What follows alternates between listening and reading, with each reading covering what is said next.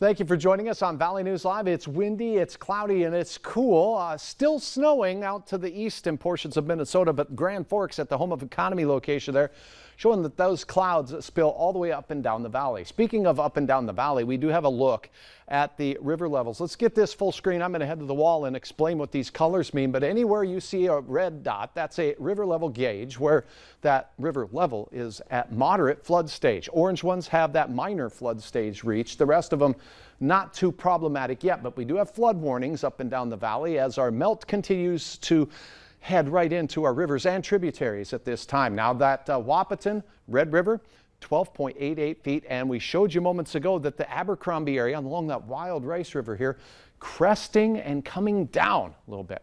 19.92 as our rivers are rising in the Fargo-Moorhead area, and we're expected to stay below major flood stage here, below 30 feet. So for most of the town of Fargo, we'll only have those impacts along the Red River Valley itself, but north in town and south of town could be problematic. Grand Forks, your river's still rising, and we do have flood warnings all the way up toward the Oslo and Drayton areas as current times. Here's the snow showers from Duluth down I-35 to Minneapolis. We have showers of rain and snow into northern Wisconsin.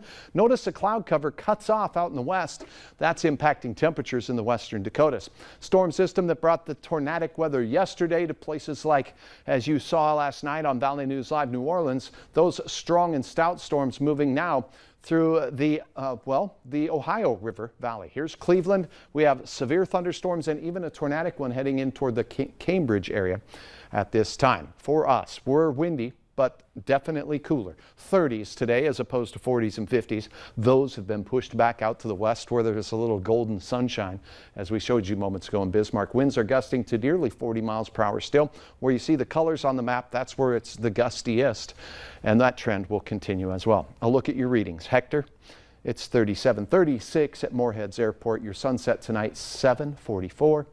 When will the wind quiet down? After sunset, but it'll still be 15 to 20 miles per hour for many of us, and these 30s will feel like 20s out there. Wind chilly. Watch the clouds. They slosh back to the west as we go through the overnight. The dark colors show areas of fog will be a possibility once again. Freezing temperatures with fog means we could have freezing fog, so please watch for slippery areas to start your Thursday morning. Clouds in the first half of the day. We will see a front working its way through the region. Check out temperatures though, warming into the 40s, peaks of sunshine briefly, and then this system works its way in. This is going to bring rain around drive time out west. That'll move from west to east. Could be briefly heavy. It may come with a rumble of thunder, but behind it, look at the winds and the temperatures, 50 to 60 degrees out there. We could see, and I've highlighted in orange and yellow here, areas where we could see wind gusts over 50 miles per hour behind this front as it pushes its way through. Moving through the Red River Valley, we've timed that out about 6 o'clock the way it looks now. We'll keep you updated. On the backside, north winds, gusty, colder, flakes. We'll make it through. 29, your temperature in Fargo in the morning. Rising temperatures up to near 50 degrees. We'll kiss 50 degrees. That's all right.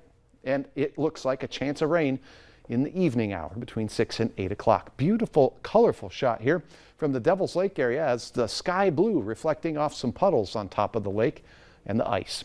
All right, checking out some snowflakes in your morning forecast on Friday, 42 degrees. Then we're going to cool that weekend down to below average for this time of the year, but at least it's above zero. Next week, unsettled. Back to 40. Zero. Now, the unsettled weather models are not agreeing, but it looks like a big storm is going to impact the Central Plains. Looks like we'll be on the northern fringe of that. We'll watch the track very closely.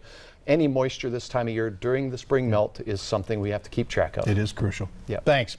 Efforts are underway to stay on top of a recent spread of bird flu in at least a dozen states. Up next, what's being done in Minnesota.